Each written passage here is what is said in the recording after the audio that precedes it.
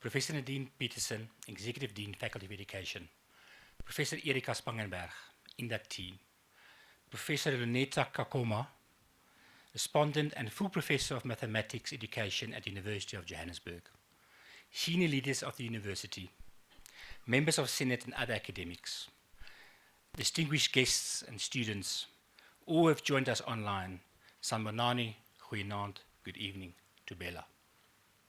It is indeed a great honor and special privilege for me to welcome you to the professional inaugural lecture of Professor Erika Spangenberg. As I do so, I wish to express a warm welcome to her loved ones, special guests, colleagues, and family. This is indeed a proud, joyful, and landmark momentum for all of you, for Professor Spangenberg, for us here at UJ, for higher education South Africa, and beyond. This is particularly noteworthy as we celebrate 20 years of UJ this year. We have come to exemplify how excellence and access are not mutually exclusive. In the spirit of innovation and social responsibility, UJ has pushed boundaries and prioritized research, technological advancement, and community engagement. It is against this backdrop that we will welcome you into the professorate, a community of scholars dedicated to UJ's ethos of academic excellence while making a tangible impact on society. The inauguration of professors is a public ceremony in which newly appointed professors, which I'm sure you're not by now, are inducted into office by the Vice-Chancellor and deliver the inaugural address. The ceremony has its roots in the medieval university and serves multiple purposes. First, it is an expression of welcome and an entry for new professors joining the circle of colleagues who are already professors. Secondly, it provides a platform for professors to display their expertise in the discipline and showcase their research. In the tradition subscribed to by many universities, assuming the role of professor refers to the gown and the cap. Once we have listened to the inaugural address, the gown, denoting the professorship, will formally be assumed. Today, we gather to witness Professor Erika Spangenberg's entry into this illustrious community of scholars at our university. It celebrates her contributions to the discipline and ultimately her impact on society. Professors provide a university with its identity, character, academic legitimacy, and integrity.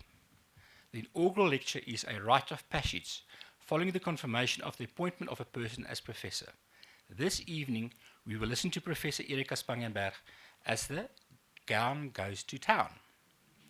By this, I mean that the power of the inaugural address is when the expertise is showcased beyond the corridors of the university and reverberates in society.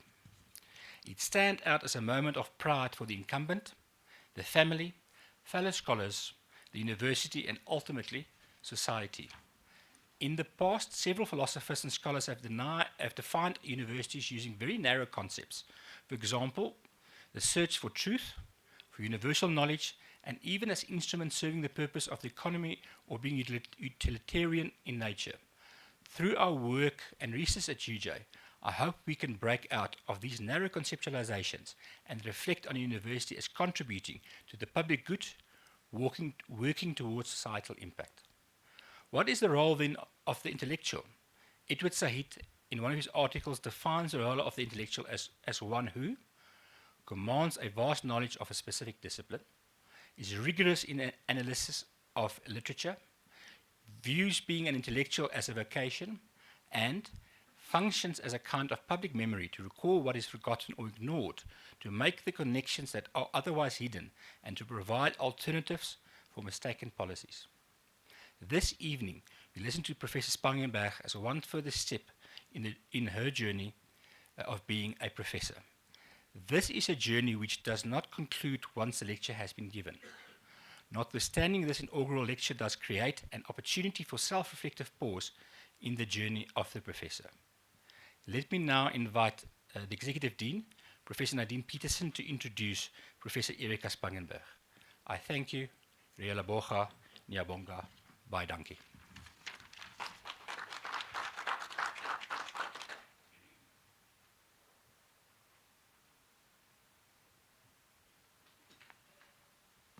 Thank you, General Counsel. Ladies and gentlemen, it gives me great pleasure to introduce Professor Erika Dorethea Spangenberg to you this evening. Professor Spangenberg is a C2 rated researcher by the NRF, the National Research Foundation, and she is a professor of mathematics education in the Faculty of Education at the University of Johannesburg. She is an associate editor of the African Journal of Research in Mathematics, Science and Technology, and this is a Q2 recognized journal. So, in other words, she publishes in very good journals. So, just for those of us who don't know that part. She also participates frequently in education debates, particularly around her subject expertise.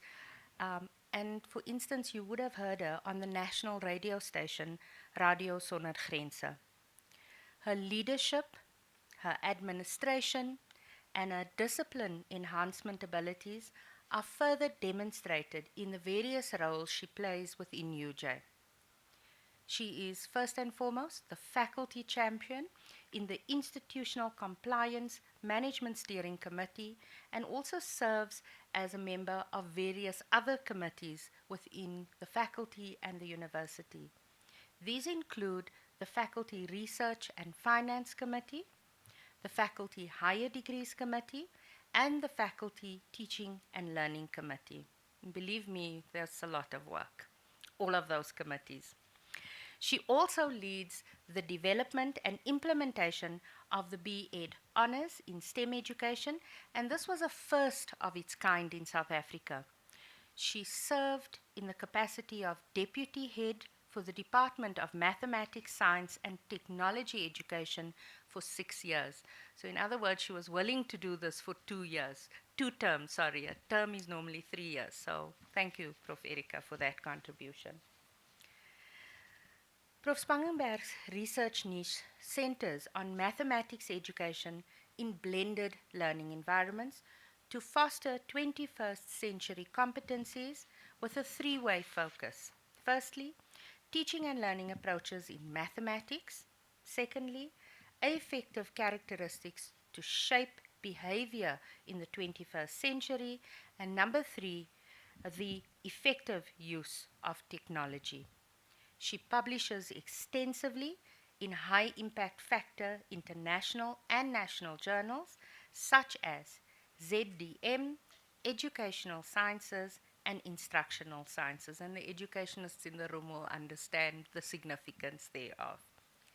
She received the Best Paper Award at the Second International Congress of Pedagogical Research for a paper focusing on trigonometry teaching and shared her research on using flipped mathematics classrooms during a public lecture at the Education University of Hong Kong.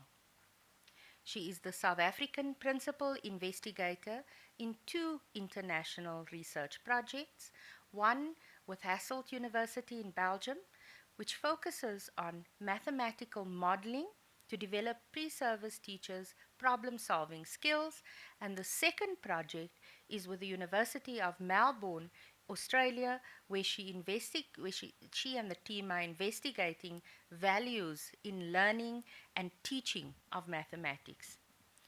Professor Spangenberg has supervised several master's, PhD students, and postdoctoral research fellows, and she has mentored numerous colleagues for promotion, which really is illustrative of her commitment to building capacity in the field of mathematics education.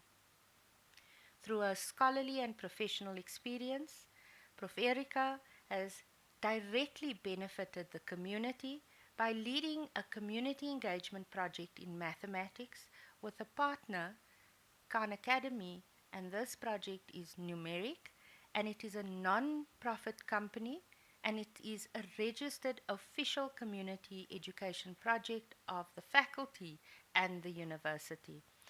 Now, this project is really, it's groundbreaking in many ways because it provides opportunities to create exciting and high-impact learning environments for learners, mostly in township schools where mathematics teaching is not very well done, in grades 6 and 7, to strengthen their school mathematics content knowledge, but in the process she works with her students to prepare well-equipped and passionate teachers for the South African public school system. As an expert in mathematics education, Professor Spangenberg adds value to the mathematics education community, to the field of teacher development, and to novice and emerging scholars by advancing academic knowledge in a discipline and maintaining the integrity of scientific literature, which allows researchers and the broader public to have confidence in the robustness of the professional research process. I'd now like to invite Professor Dorethea Spangenberg to present her inaugural lecture entitled The Interplay Between Theory and Practice in Mathematics Education, Affect or Cognition. Professor?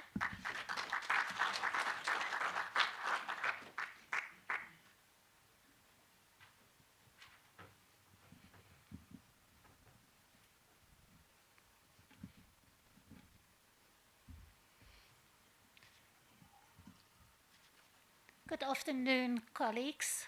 Good afternoon, Honourable Vice-Chancellor, Madam Dean, esteemed colleagues, friends, family, PhD students, and all attending online. I hope this afternoon that I can share with you, but also to reflect on my development in getting where I am today. In this address, I will look at the various aspects. I'm going to focus a bit on the background to my research, philosophic stance and theoretical underpinning, current challenges in maths teacher education, contextualizing theory and practice in teacher education. I'm going to look at a 3-level model to integrate theory and practice, how to develop cognition through teaching and learning strategies, affect in mathematics teaching and learning, future directions, and then at the end conclude my address. Where did I start? Very, very long ago. I was born in Johannesburg, where I had a wonderful mother who's also tonight here, 85 years old, and she laid the basis of caring. And that caring drew me to the affective aspects. I entered primary school, and I'll never forget the time when I was so nervous when I wrote a mathematics test, and the teacher came and comfort me when I realized that I'm totally having math anxiety. And that also took me further. I entered high school. At high school I was in 2 high schools, Hoërskool Vereniging and Hoërskool President. And the foundation for the cognition in mathematics was laid. And I really start understanding what it is. Thereafter, I did my undergrad at this university when it was still the Rans Afrikaans University. And I became a teacher. And I thought at that stage, I know everything. Starting teaching, the very first words was, forget everything you've learned at university. Now we come to practice. And I was a practicing teacher for 13 years. From there, I moved to the Department of Education, first at the district, later to head office in the Gauteng department, where I got a sense of how the practice also looks in other schools. And during that time, I did my PhD. And just after I did my PhD, I was appointed as a lecturer here at UJ. And the first words was, forget that you are a teacher. You don't have anymore that identity. You're now a researcher. And that immediately created a conflict. Is it about teaching? Is it about practice? Or is it about theory? Is it about experience, getting this affective constructs? Or is it about theory focused on cognition? And that laid, at the end of the day, the background where I started my research. Now, my research actually, my stance is that I believe that effective teaching unifies research and practice. And it is done through the scholarship of teaching and learning that is also coined by Boyer 1990. And thank you to Madam Dean that actually introduced me at that stage to SOTL, or the Scholarship of Teaching and Learning. Now, for the Scholarship of Teaching and Learning, to understand it, it has four distinct yet dovetailed roles, where we look at specifically where I come from the teaching part. Then in the district also, where I did a lot of community engagement, where we went out to the communities and do upliftment and projects there. University, where I come with a research part. And then, of course, the multidisciplinary interaction, which laid actually my interest in the science of learning, that is actually talking about different areas bringing together affect from the psychology side, and then the cognition also from the mathematics side, and we work across different fields. Now, to understand my research, it's important to know what challenges there are also at higher education, especially in teacher education.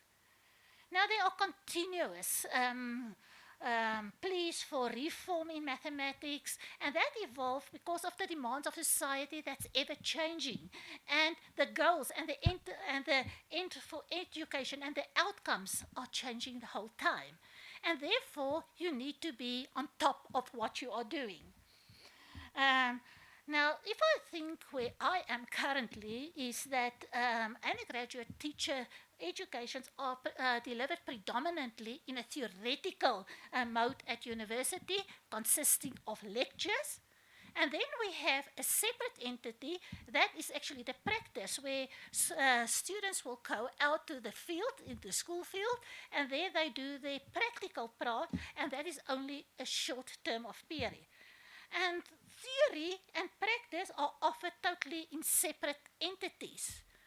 And where the theory talks a lot of the cognition and the practice a lot to affect, there's always this conflict. Let you wonder where you are going.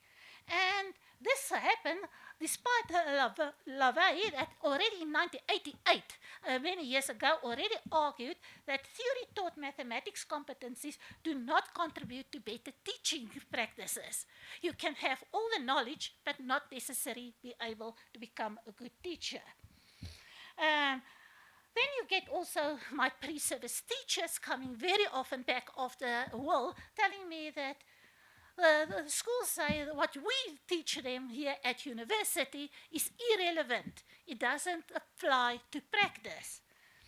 So therefore, my key argument is that if we can assimilate theories of affect and cognition, it will be able to close the gap between this practice and theory and lead to better mathematics teaching. So my research is then theoretical and underpinned by three theories. Definitely very strongly, because this is where I come from, is from the affect that was coined by Lieder and Groteboer, and I will speak a bit later about this. From constructivism, that is more from the cognitive side, from Vygotsky, and then also Warford, that works specifically with teachers and teacher development, and then the situated perspective of Korthagen. And right in the key is where I want to focus on, and that is the science of learning. And the science of learning actually focus on research-based education, bringing theory and research together. Now, first of all, to contextualize theory and practice in teacher education, we know that pre-service teachers learn to become teachers not only by education theories and complex concepts, but there's also very important that they have to act in the teaching and learning process. They become skilled through a process of participation and enculturation in social practices in school. So learning further, I believe, happened through experiences, their own experiences, but also role models of teacher educators who can explain and transfer the knowledge. However, there is a challenge still to merge learning via traditional cognitive theory and situated learning, where cognitive theory refers to the unfolding of features of knowledge and knowledge development. Situated learning explains the role of embodied social learning. And therefore, I looked at Korthagen's work, and Korthagen actually developed a model that I have adopted eventually to fit maths teacher education. Now, this three-level model built on the situative perspective, and it proposed to integrate theory and practice. Its aim is also to analyze the conflict between teacher approaches in practice and the grounding of teacher practices in theory. So it's both sides, from theory to practice, from practice to theory. And to understand the model that I've coined is to understand where a pre-service mathematics teacher coming from. They come with their own experiences, which is lying in the affect. They have prior knowledge already. They already have internal processes. And unconsciously, they actually project that attitudes, that feelings, that values, and that needs to learners in the classroom. And to really change these feelings and beliefs, which is not always positive, it can also go to the negative side, is really to allow them to act in practice, but definitely to put in a reflection process and to think of why are we doing what we are doing. And if they understand why they are teaching as they do, then only we can start introducing the knowledge part or the theory and coherent arrangement of knowledge. But many times we do just the opposite side, starting with the theory and work towards the practice, instead of start with the practice and work towards theory. Now, from this, I also published on the interplay between theory and practice, using this adaptive model of mine. And there were a lot of critical insights or findings that we made. And what is very important is that mathematics teachers should be informed by pre-service cognitive development, but also affective development. You can't focus just on the one or the other. There must be a merging of the cognitive and affective already in the Gestalt level. That is the initial level, the initial ideas that is in the heads of our students. Then from there, it's important that we need to come to action where learners should do a deliberate practice, teaching practice, where they have to go and really teach. And we have also, by the way, this paper was in a teaching school that we have placed our students for a time in a teaching school. And there they were engraded in this deliberate practice. But there also we allow them to reflect, and it's very important that the teachers should be allowed to reflect on their practice. From there, we bring them back to the university and then include the theoretical basis where we arrange their new knowledge and link it to their prior theoretical knowledge, understanding, etc. Now, To develop cognition through strategies, it is also important that we should develop our students in their pedagogical content knowledge. Now, pedagogical content is necessary so that we also can translate knowledge from university into practical situations. Now, for those that do not know what is pedagogical content knowledge, is actually a mixture between pedagogy or teaching methods and subject knowledge, which is the mathematics content knowledge. For the pedagogy, it's not only teaching methods, it also includes assessment, classroom management, lesson planning, and knowledge of learners as according to Akhtar et al. 2016.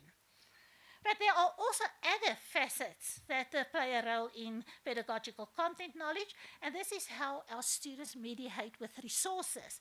Also, the ecological factors comprising the environment in which they are teaching, and then the metadidactic mathematics facet, embracing teachers' reflections on their learning. Now, I have also published on pedagogical content knowledge. As you can see, one was a sole publication. I added one with one of my master's students. And what we have also identified is that there are definite gaps in mathematics teachers PCK in a variety of mathematics topics, which actually quest for topic-specific PCK, which are not really done in mathematics education. Also, what we've picked up is that there are various levels of sufficiency in maths teachers' knowledge, subject knowledge, teaching strategies, knowledge of students, and knowledge of curriculum. It's not always everywhere the same. But the interesting finding was that maths teachers actually measured in our samples that we've used higher levels of content, pedagogy, and pedagogical content, while they were lower levels in terms of technology, technological pedagogy, pedagogical and technological content knowledge. Even though that my focus of tonight's address is not on technology, this is definitely also a field that forms part of my research niche. Then, of course, what is also needed to address it is continuous professional development programs, which is not only once-off programs, but actually a continuous program throughout the teaching. Now, I'm only going to look at 3 teaching strategies that can assist with cognitive development, or in our case, PCK of teachers.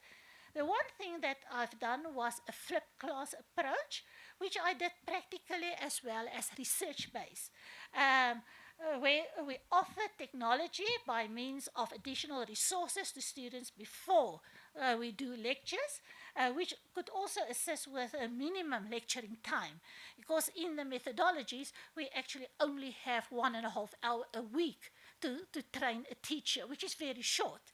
So we can't only do the teaching and expect teachers to be qualified. So what happened here is that pre-service teachers have to build their own knowledge and develop skills using online learning materials out of the classroom, and then they start to engage in the classroom in hands-on activities during lectures. Now, the flipped class model that I've developed consists out of 4 phases. An activation phase, where you activate the cognition, and you can only do it if you have already developed affective constructs, as I mentioned earlier, where we allow students to self-regulate their learning, and by giving them high-order real-life tasks. So it's not just the pure mathematics, it must be of a higher order.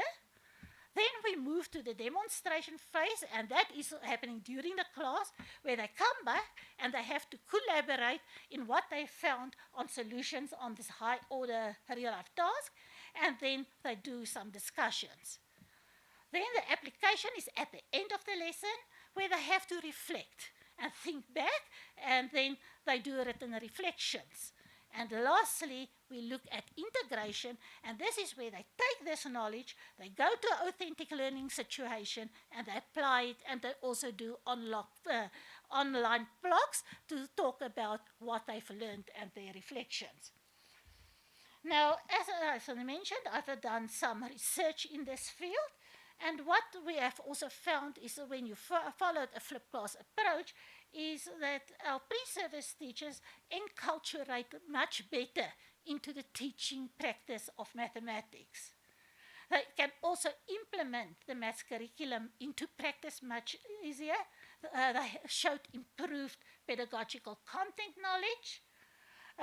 They learn to design and analyze assessment activities, and they can manage teaching in the maths classroom.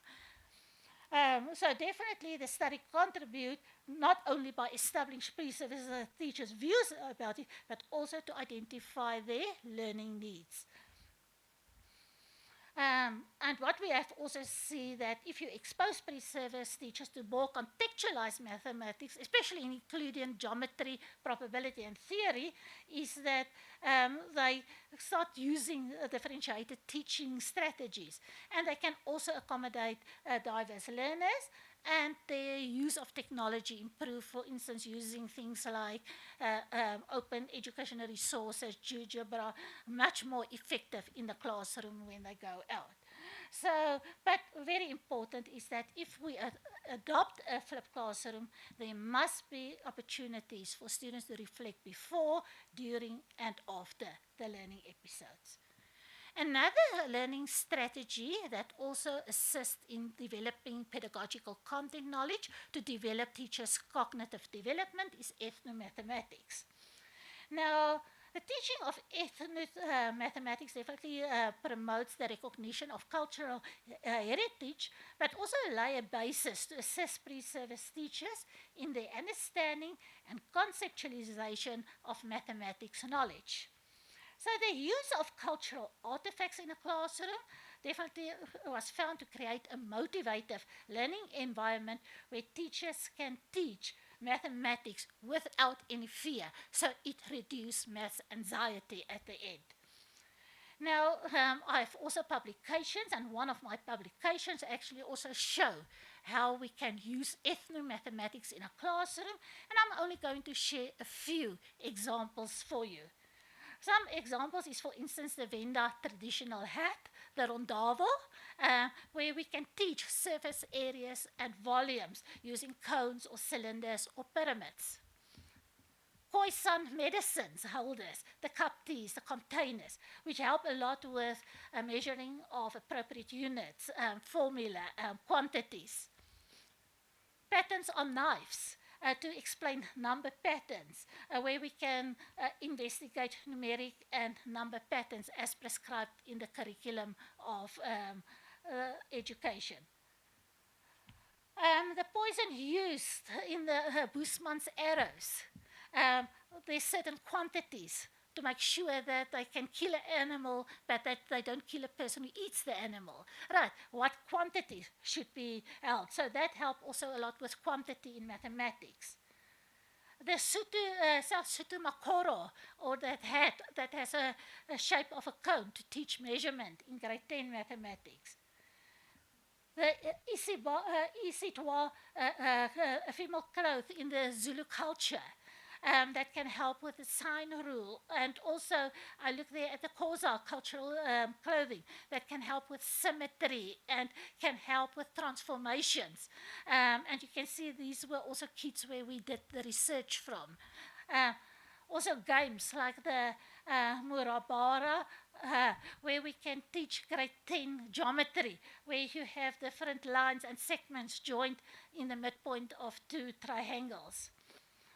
The Bailey artwork to teach geometry patterns. And these are only a few of the examples that we've investigated and used to teach mathematics that assist with pre-service pedagogical content knowledge.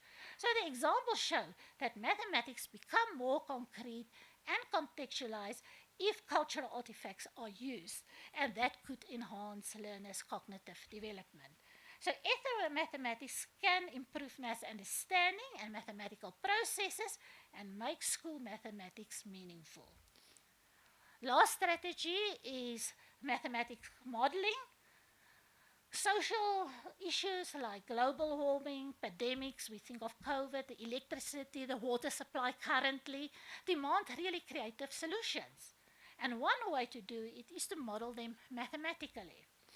So, and that is also, by the way, one of the specific aims of the maths curriculum, advocating that it should be part of a preferred strategy in the FET curriculum. However, maths modeling is not taught at all in South African schools. And it is because of ignorance about teaching maths modeling. Teacher-educator programs preparation were never exposed to such programs, limited experiences in maths modeling, a lack of pedagogies to teach it. It's very time-consuming. It's not a once-off model, but it signifies that transition between reality and mathematics, between the practice and the theory. The model that we also use, and that is the model of Bloom and Leap, is actually maths modeling start off where you present a problem to a learner. They should start understanding it before they simplify and structure that problem to go further to develop a maths model. From the maths model, they have to work mathematically, go back, interpret that solution, validate it with real life before they can expose it. Now, we did such research already that we are in the process of publishing.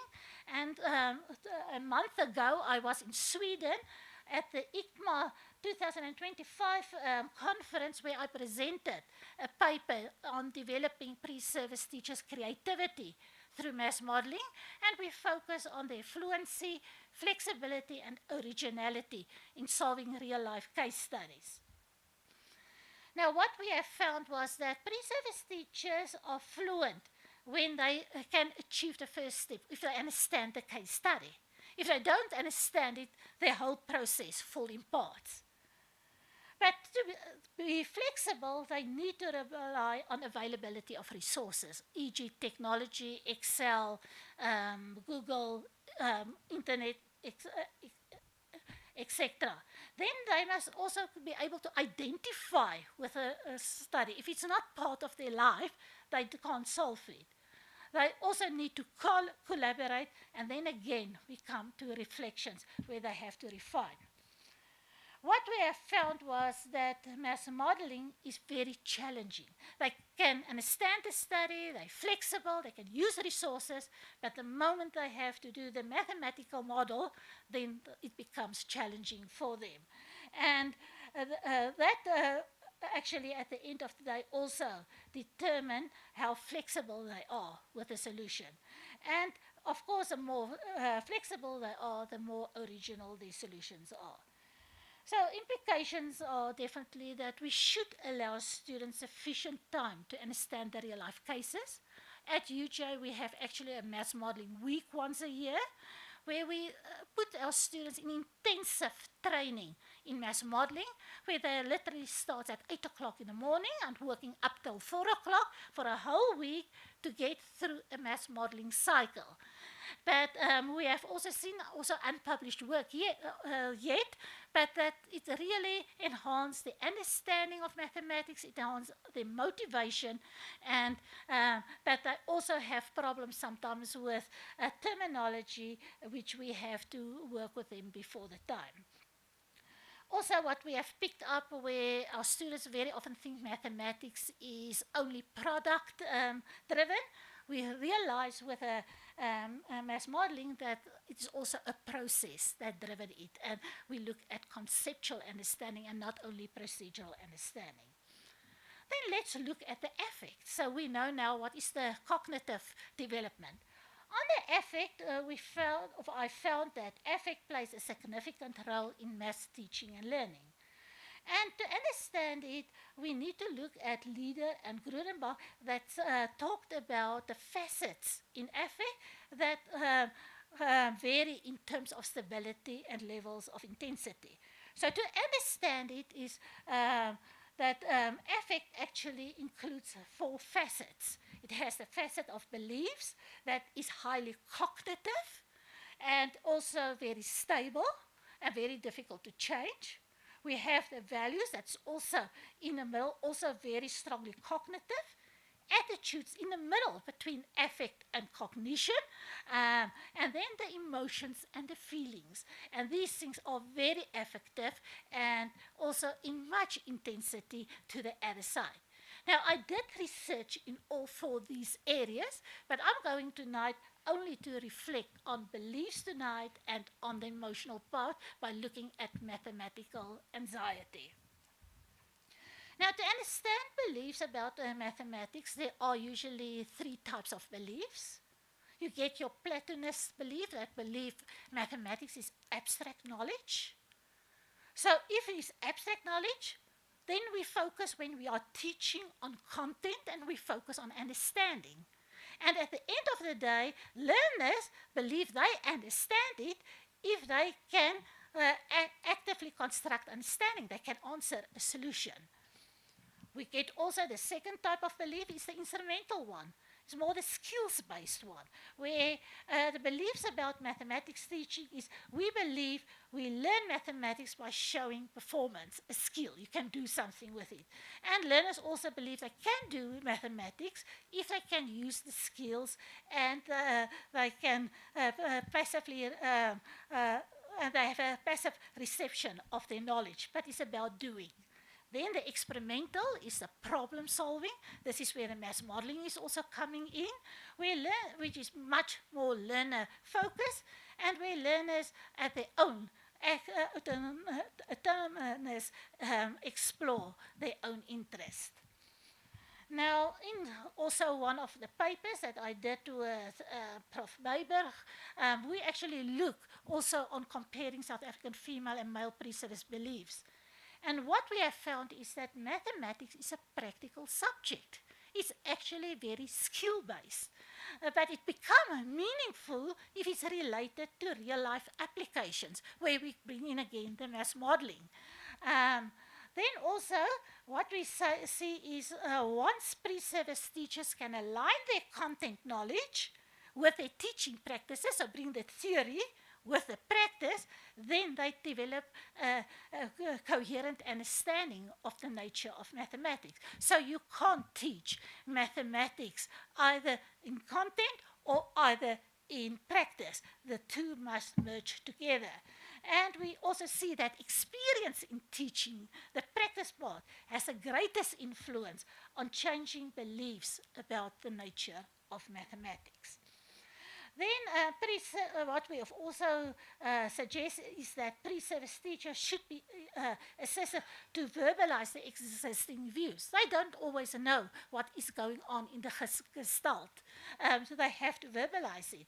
And that happens through thoughts about teaching mathematics, and then to intentionally act in the teaching process. There we come to the scheme phase, and then at the end of the day, reflect on their action, which is part of the cognition where they learn about theories. Then my last point that I want to look at is maths anxiety, also the emotional part. And I know Nadia and Jeff, you are working very hard also in this thing, so you will also know what I'm talking about. And that is that maths anxiety is a multidimensional construct. Many people thought initially that it's a simple definition. It's only a fear about mathematics. But it's actually much more than a fear. Already in 1954, Gork talked about mathemophobia, comparing fear of maths to a disease as general as a common cold, but difficult to recognize until it becomes chronic. Then Degger and Aker, 1957, talking about number anxiety, referring to emotional factors to disturb the mastery of maths. Coming 1972, there we start getting feelings of tension and anxiety that interfere with the manipulation of numbers. And then Feneman Sherman, the definition that most people are using when they do research in math anxiety, talking of feelings of anxiety, dreadness, nervousness, and for the first time, they also see that it's associated with bodily systems, bringing the body into it. Then Tobias and Visser, 1980, for the first time, bringing in mental disorganization, bringing in the cognition part, where we always thought that mass anxiety is only about the affect and the emotions. Baki et al. And the newest ORPA in 2019 for the first time distinguish between trait mass anxiety, which actually talk about individual disposition or a characteristic about mathematics tasks, and state mass anxiety, that at the moment when you write a test that you got nervous, as I did when I was still a learner in primary school. Right, so definitely two different types of mass anxiety. Now, we have done already, first, I did a paper with a colleague from UP, where we look at mass anxiety, and then with my, currently my PhD student, she was a former master student of us, we also looked at what teaches mass anxiety levels, and what we have seen was that high levels of mass anxiety definitely challenge pre-service ability to teach mathematics. We always look at mass anxiety from a learner's perspective, but what from a teacher's perspective? And they also have anxiety when they start teaching. Then what we also found was that mass anxiety intertwines emotion, cognition, and attitudinal elements. Initially, if a person experiences mass anxiety momentally at that moment, or they experience it maybe because of the risk to their self is concept trait mass anxiety, and they become frustrated and afraid, we see the emotional elements, the feelings. But if they take these feelings and it becomes a worry, a panic, a mental disorganization regarding mathematics, we see a cognitive element in the understanding of mathematics. But taking it even further, if that cognitive discomfort results in uneasiness or a dislike about mathematics, it becomes an attitude towards the mathematics. So if we don't address the emotions in the beginning, it can have an effect on the cognition, and a cognition can have an effect on the attitude towards mathematics. And we many times say learners have a negative attitude against mathematics, but it's because many times we haven't looked at the emotions in the beginning, and thereafter we haven't looked at the cognition. So at this stage, with my PhD student, we are now in a process of developing a model to identify personal mass anxiety risk factors. Now, a mass risk factor is actually influences that make individuals vulnerable to experience mass anxiety. Now, risk factors can include the current learning environment, the way they receive teaching, their PCK, teacher support, social factors, negative beliefs, perceptions, ideologies about mathematics from parents and the community and family outside that can lead to mass anxiety, but also individual factors. A belief that mathematics lack relevance, it's not meaningful for their life, it's not useful. Sometimes they can't self-regulate themselves, and that can relate to external guidance and low mathematics self-efficacy. But what we specifically look is at personal mass anxiety factors, and we want to come up at the end of the day with coping strategies to address them. And that is factors within the learner's control. And to understand it, we base it on various theories. The control value theory of achievement emotions, the integrated mass anxiety framework, and affective representations. Now, for the control value theory, we actually adopted from Petgren et al. And there are I'm not going to go through all the series, but you can see there's a range of theories that actually influence emotions at the end that you can work on. Then we also look at the affective representation system, and if you really look right in the center, you will see mass anxiety right in the center. And mass anxiety, as I've already talked about it, consisting of emotions, and I talk about attitudes and cognition, is actually that the Bellas also add values there as another dimension. And that is all in the internal affective environment where the learner himself or the teacher is. But that is, as I've already mentioned, can also incorporate the external affective environment, and these are the people around you, the teachers, the parents, the society, that also have attitudes, that also have beliefs, that have also values, affecting that mass anxiety right in the center. But that's not all the only thing. There are also social and cultural conditions, and there are external contextual conditions. So it's definitely a very complex concept to understand. So what did I say at the end? We then propose at the end that the control and value beliefs develop at the center of where the internal effect, the person himself, the individual himself is there, where the external affective concept is, and where the cognitive environment is. And right there in the center, we get this control beliefs and the value beliefs that ends up on how we appraise mathematics. And if it's negatively appraised, it can lead to mass anxiety. Very complex model. I'm not going to frustrate you this afternoon to talk about this whole module, but just a few things. We start with pillar 2, the blue one. And in pillar 2, we have certain control and value beliefs.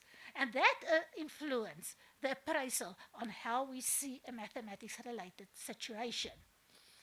Now, to understand what is a control appraisal, is actually where you are in control of it. It's a belief that you do not have the ability to cope with mathematics lying there.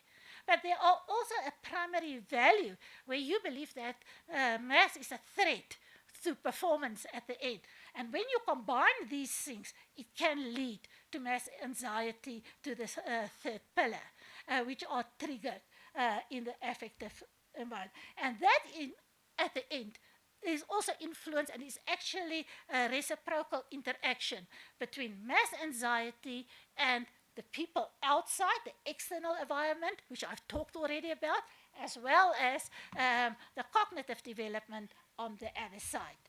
And this is still work in progress. Hopefully within this year we will see a publication. So where does it take me? First of all, I want to complete this model to get it published. But also, future in my scholarly is with my colleagues who are here, Veren and Safisu, and we want to go further in partnership with our international scholars at Hasselt University, but also now with the University of Kassel and with the University of Witwatersrand, Rina, with your people there also, that we are going to work together where we want to continue offering our mass modeling courses, but doing much more research. This year we look at creativity, we intend to also look at critical thinking, but also to bring in the affective concept, the beliefs and the attitudes on mass modeling weeks, and see if mass modeling is not maybe a strategy to mitigate mass anxiety at the end, because it makes mathematics meaningful. Other research is where I'm currently busy, is with AI, with things like ChatGPT, where I'm looking at how we can use it as a pedagogical tool at the end of the day to develop teachers cognitively. And we also want to expand it to see how can we reduce, for instance, math teachers' attitudes towards AI, how can we change the values that they maybe think that teaching you can do without technology, and bring that in. Definitely also I can see my research evolve in the direction of science of learning, where it is about connecting both the cognitive and the affective things in the theory together, but also with practical implications for the classroom, which can include also technology for teaching. Now, some of my leadership innovations currently that was already mentioned is that I'm the South African Principal Investigator in partnership with Hasselt University, where we spearheaded a research project on mass modeling to develop mass modeling, and also that I'm the South African coordinator for 2 international projects at the University of Melbourne. We also met last year in New Zealand, where we also expanded to a university in the USA, where we investigate values regarding the teaching and learning of mathematics, but in this case to foster 21st century skills. And in this, I think my scholarly and professional experience that I definitely also empower my community by leading an official community engagement project of the Faculty of Education, already mentioned in my CV, and definitely that this is definitely an upliftment of teaching and learning in mathematics in schools. Just a few of my publications that I did on cognition, specifically in PCK, that you can see, 2 of them with PDRF, and the last one also my own sole one. There's also some of my publications on affect. You can see that I work in attitudes, one of my own. Then also with Baumgartner, and I think Wendy is also logging in this afternoon online, my old master and PhD student, and also Prof. Lautenbach Jeff, that is also here, where we look at relating motivation and learning strategies. With my current PhD student in a master's study, we publish a paper on mass anxiety. And then also with a master's student and with Dr. Ramdani, who's also here this afternoon, where we also look at values in maths education. I'm also doing some book chapters, one in a book in Rotelix, Taylor and Francis, a book chapter with a prior PDRF, and my colleague Prof. Ndlovo, where we did also a book chapter for a book, also one of the editors, Prof. Lunetta here, that is published. Then also a chapter in a USA book, in Information Ages.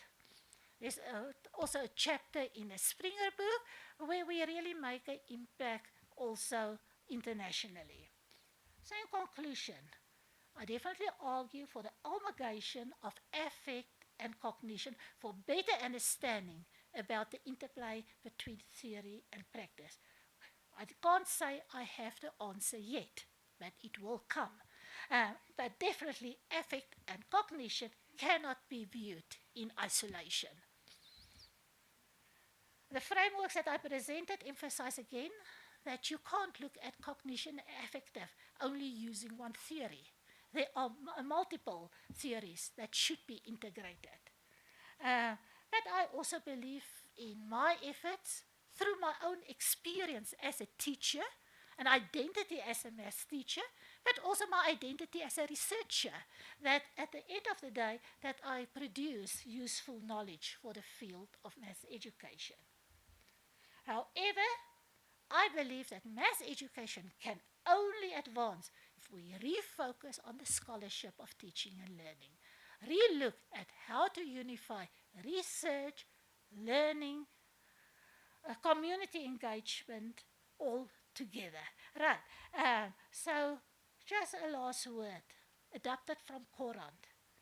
The beauty of mathematics does not only lie in teaching learners its inherent structures, patterns, and relationships, which can be found in both the abstract concepts and the physical world, in the cognition, but also to allow pre-service teachers to express their minds and reflect on their active will, their contemplative reasons, and their desire for authentic perfection, the affective constructs. Thus, mathematics is a combination of the affect and the cognition.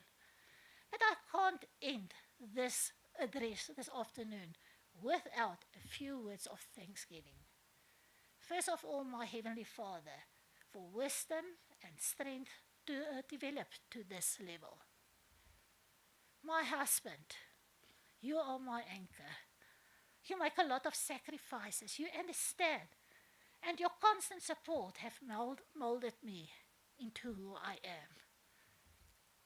My family and my friends who believe in me, who's always there for me. UJ for academic growth over the past 14 years, where I started as a youngster and developed to a scholar today.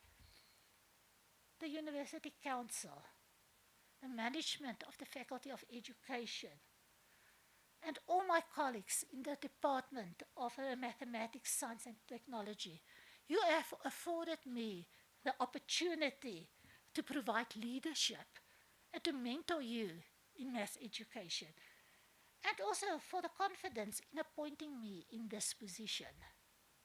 My mentors, Prof. Piet Ankerwitz, I think of Prof. van der Westhuizen, and also Prof. Ramnarayan, who's not here tonight. If it wasn't for your mentorship and taking me under your wings, I wouldn't have been here today. And my maths education department, Varen, Safisu, Mdu, that you always share your wisdom with me, and I could share my wisdom with you, and always your support. And to Bongani also. Thank you, Bongani, my assistant lecturer. And then my PDRF students and my other students, postgraduate and undergraduate, you really keep me on my toes for your curiosity and your creativity. And I want to thank all of you. And then, of course, Numeric, who really created me the space to serve the Soweto community and to develop good maths teachers and learners struggling. And you all who are present here, you make life worthwhile. Thank you.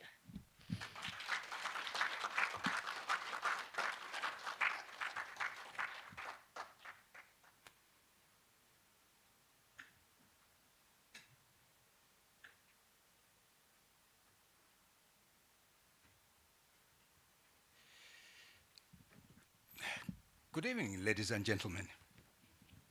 My name is Luneta.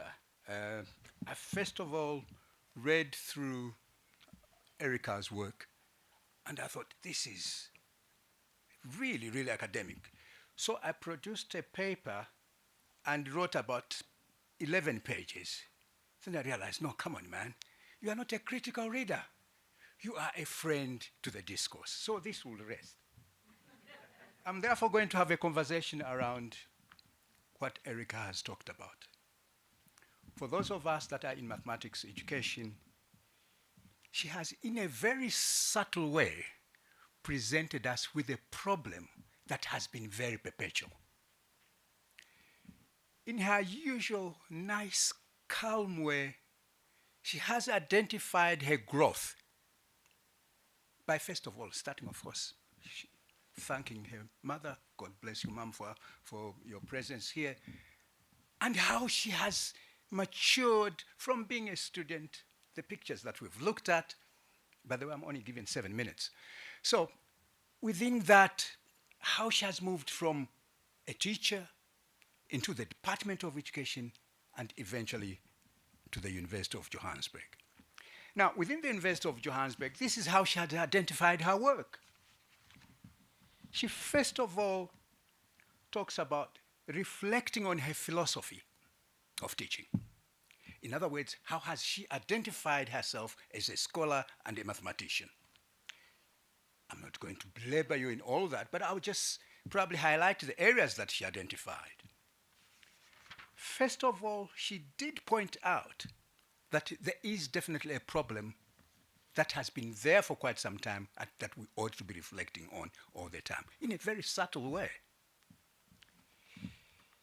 Erica pointed to the challenges that we face as teacher educators. Therefore, she dedicated her work to practicing teachers, pre-service teachers. In her work with pre-service teachers, she has identified the SOL, which is the Scholarship of Teaching Learning, as the anchor of what it is that she spoke about. Within that area, therefore, she identified some of the critical challenges, which I'll try and run through in 7 minutes. I hope I succeed. She says some of the challenges that we have faced as mathematics teacher educationists is reforming the mathematics itself.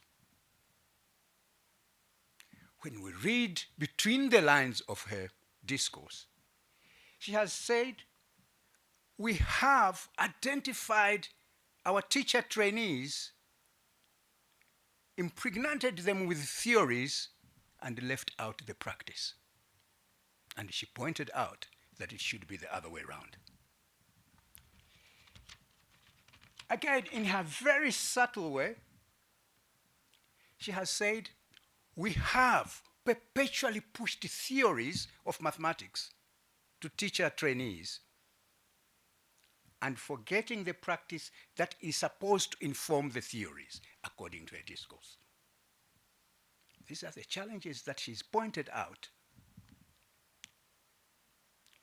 She has said teacher education itself has permeated itself as being irrelevant.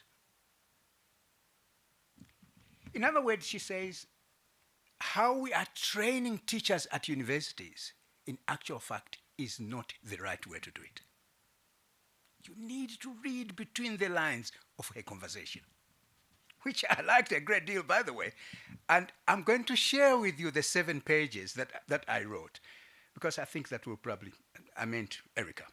The rest of you might not be interested in that.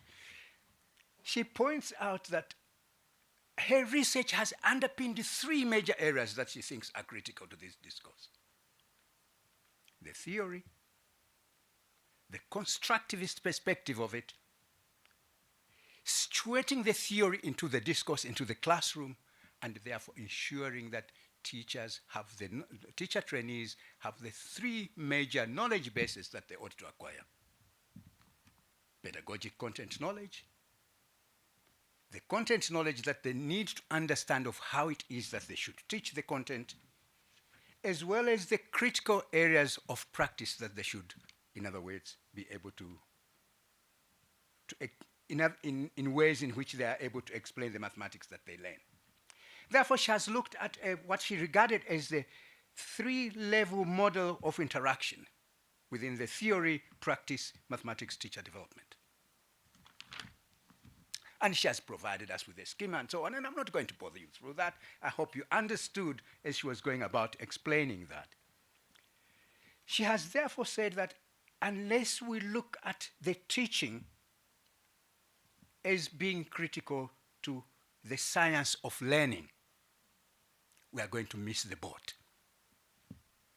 She points out that it is important, therefore, for us to relate learning through theory and the aspect now of modeling it. That's where she comes into the area of mathematics modeling.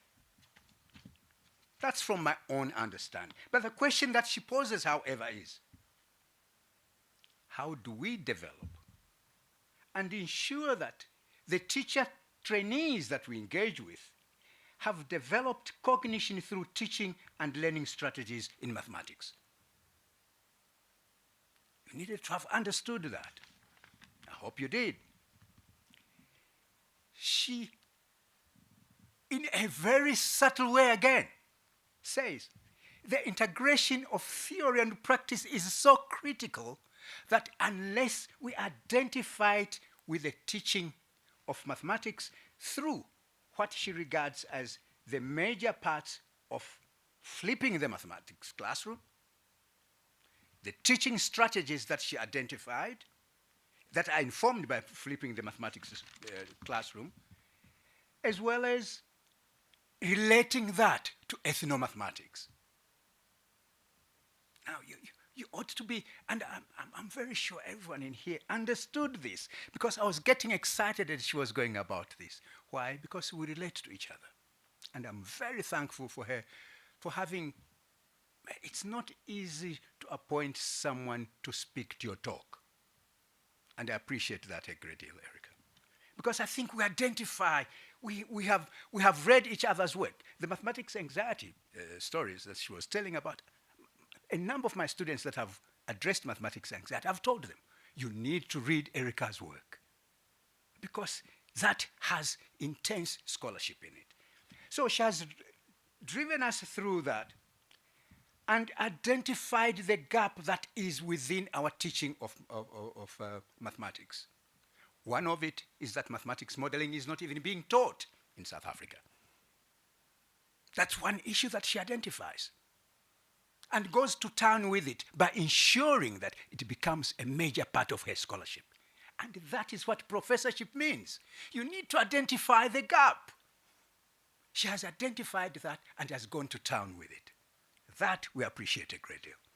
Why? Because it's now probably the powers that be that are in the Ministry of Education are probably going to realize that mathematics modeling is critical and it needs to be enhanced, not only by ensuring that the teachers that we train are grounded in the concept, but even the children in the schools and have that understanding. Why? Because she pushes it further. It becomes a solution to mathematics anxiety. Did you pick that up? I hope you did.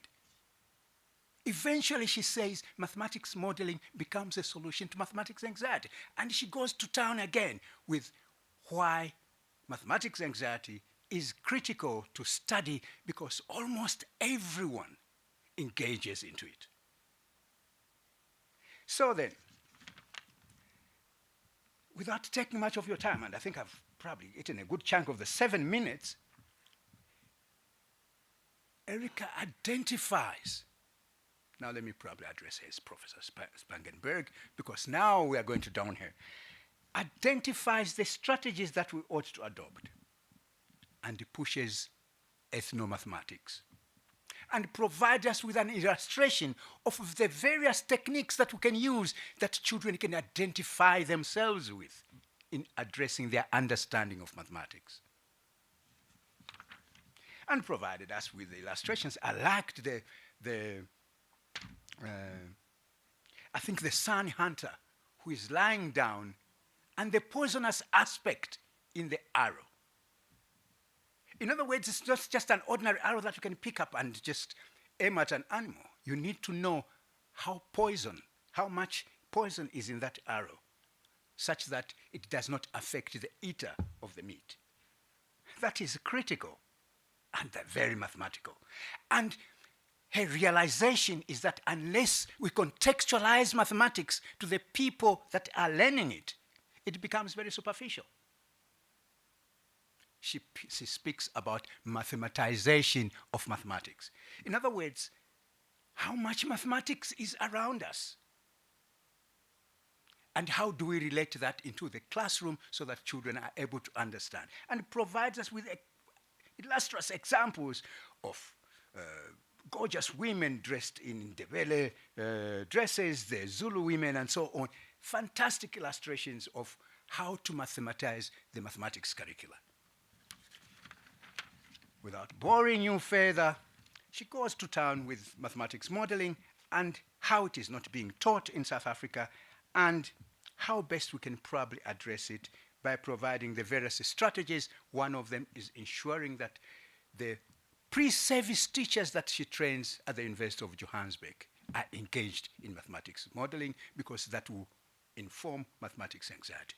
Well, in a nutshell, therefore, I leave you with some of the questions that she's posed.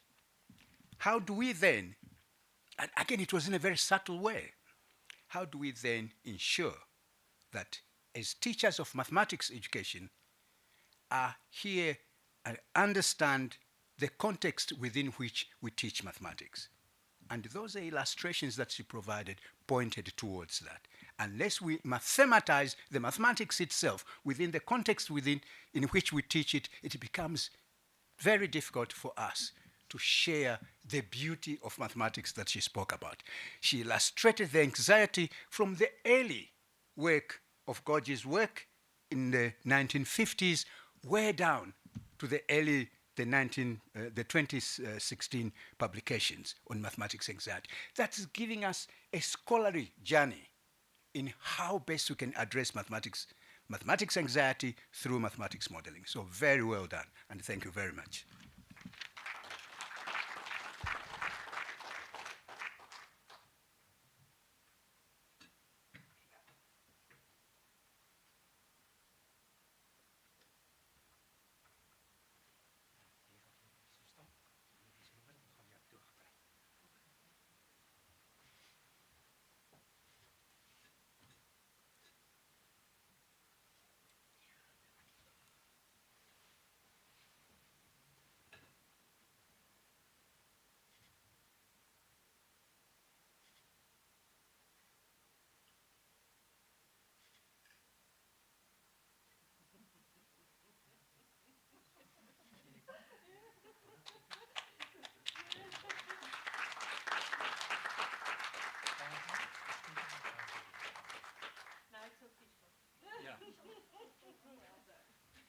Professor Spangenberg, baie geluk. Congratulations again. That was very, very informative. I'm a little bit worried that I'm part of my 12-year-old son's math anxiety in my teaching methods. So I need to take something away from that. Congratulations again. That's the close of the event. Can everybody just join us for some refreshments in the room next door? Thank you very much.